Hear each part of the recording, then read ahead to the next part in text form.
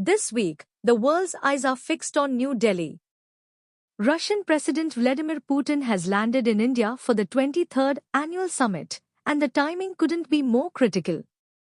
While New Delhi rolls out the red carpet, Washington and Brussels are watching with what we can only call severe glare. Why is this visit controversial? Why does India host a leader that much of the West has sanctioned?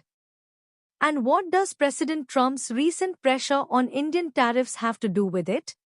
We will start with the basics of why these two nations are friends, move to the current deals being signed right now in December 2025, and finish with the complex geopolitical chess game involving the US, China, and the Global South.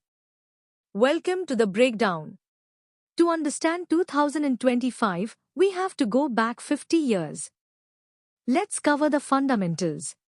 Western media often asks, why doesn't India just dump Russia? The answer lies in three pillars: history, defense, and trust.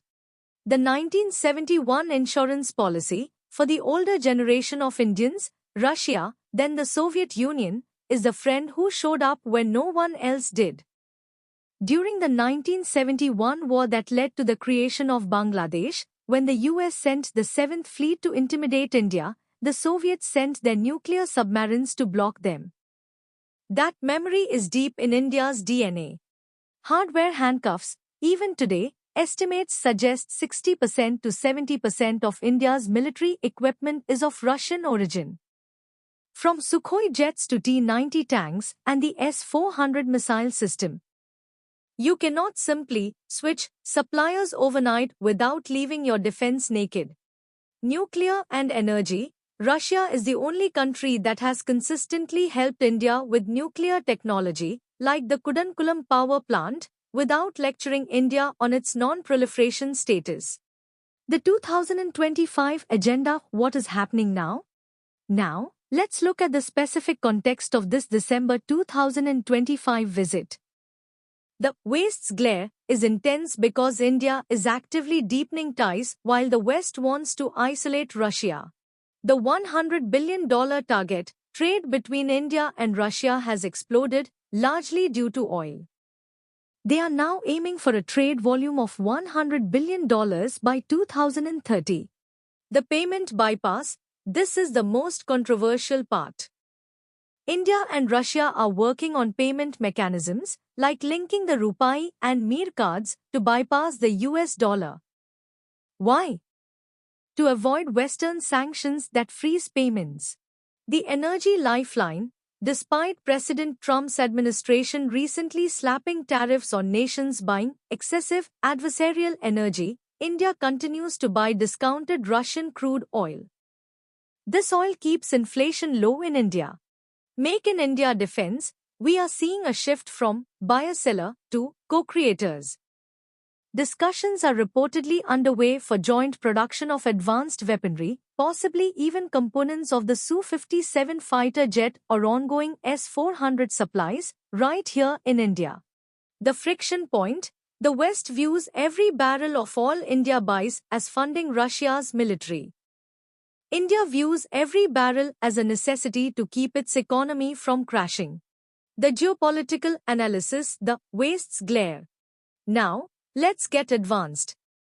Why is the West really glaring, and why does India ignore it? This is about strategic autonomy in a multipolar world.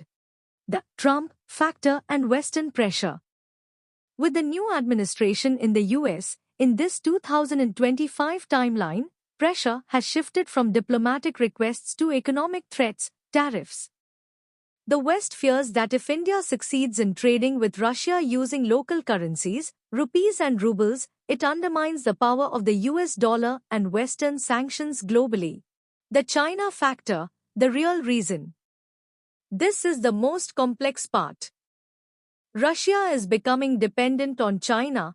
Because of Western sanctions, Russia has had to pivot to China. India hates this. A Russia that is a junior partner to China is dangerous for India because China is India's biggest rival. The strategy. India engages Russia specifically to keep Moscow from becoming a complete vassal of Beijing. New Delhi needs Russia to remain an independent pole so it doesn't give all its best tech to China. Multipolarity. India does not want a world dominated only by the US or only by China. By hosting Putin, India is signaling, we will not be bullied by the West, and we will not be ignored by the East. It is a declaration of independence. The West's dilemma.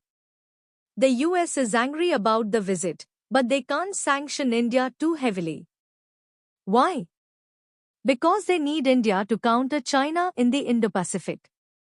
India knows this and leverages it perfectly. This is what we call geopolitical leverage.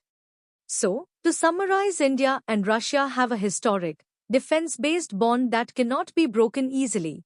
The 2025 visit is about securing energy and building financial systems that bypass Western control.